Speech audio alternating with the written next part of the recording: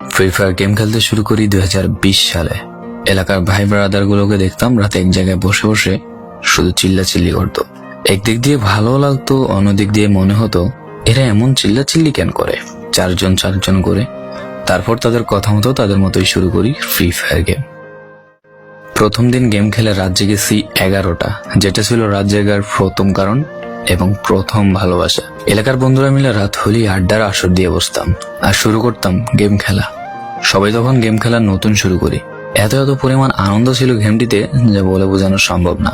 তখন ভালো কোনো ফোন ছিল না, ল্যাগ করতো, তবুও খেলতাম। আব্বু আম্মুর কি পরিমাণ বকাঝকা খেয়েছি সেটা বলা বাহুল্য। অনেকদিন তো স্কুলও যাইতাম না, বন্ধুরা বসে গেম খেলতাম। কিছু টাকা জুগিয়ে কয়েক মাস পর একটা লেভেল আপ পাস ছিল না, 200 টাকায় বোধ হয় 800 ডায়মন্ড পাওয়া যেত। তো সেখান থেকে 800 ডায়মন্ড থেকে একটা অলক ক্যারেক্টার নিই। আর সেই অলক ক্যারেক্টার ছিল তখনকার সময়ের সবচেয়ে দামি ক্যারেক্টার। তখনকার দামি প্লেয়ার মনে হতো নিজেকে।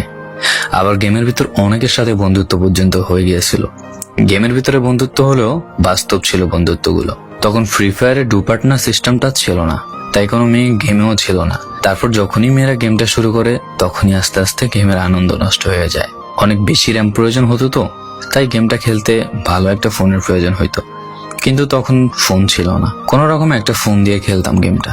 ভাবতাম একটা ভালো ফোন হইলে গেমটা আরো সুন্দর করে খেলতে পারতাম, ল্যাগ করতো না ইত্যাদি। কত আনন্দই না ছিল তখন।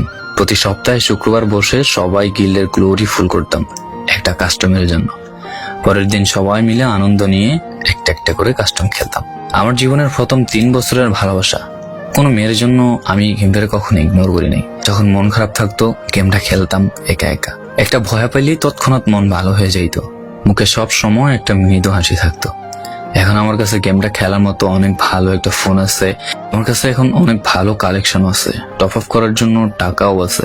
কিন্তু গেমের ভিতরে থাকা সেসব বন্ধুরা আর নেই, সবাই ব্যস্ত হয়ে গেছে। সবার আইডি গুলো অফলাইন হয়ে গেছে। কেউ 1 মাস 2 মাস পর ঢুকে গেমের ভিতর সবকিছু ব্যাক করে দিয়ে দিয়েছে। এখন যার বেশি টাকা সেই বেশি প্রো, এখন কারো স্কিল দেখা হয় না। ফ্রি ফায়ারের সব ফালতু ইউটিউবারদের দিয়ে ভরে গিয়েছে সব। ওল্ড ইউটিউবার গুলো ফ্রি ফায়ার খেলা ছেড়ে দিয়েছে। আমি এখনো সেই 2017 সালে ফ্রি ফায়ার ব্যাক আসবে বলে অপেক্ষায় আছি। এই পুরো ভিডিওটা স্কিপ করতে আপনার ইচ্ছে করছে না, কোনো এক কারণে আপনাকে এই ভিডিওটা দেখতে বাধ্য করে রেখেছে। জি জনাব, তুমি সেই ছেলে যে তার পুরো আবেগ দিয়ে গেমটা খেলেছো। তুমি সেই ছেলে যে 2017 সালের ফ্রি ফায়ারের মিউজিক শুনলে কান্না মুখ করে ফেলো।